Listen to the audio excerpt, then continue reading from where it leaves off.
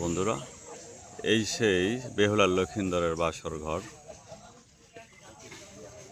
কিন্তু দুঃখের বিষয় আমি গেটের বাইরে আর কি। আমি এখানে আসছি 8:30টার দিকে, কিন্তু গেট খুলবে হলো সকাল 11টায়।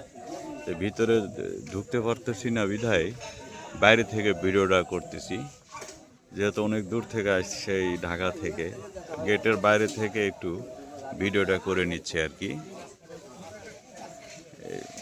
হবে 10-12 বিঘা সম্পত্তির উপরে এই বেহুলা লক্ষিন্দরের বাসর ঘরটা আর কি। দেখুন, এটা হলো 1400 বছর আগেকার এই স্থাপনা আর কি।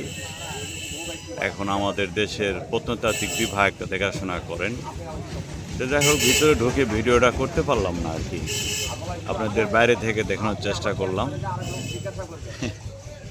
এই তো ঠিক আছে, ভালো লাগলে লাইক কমেন্টস অবশ্যই করবেন। আল্লাহ হাফিজ, আসসালামু আলাইকুম।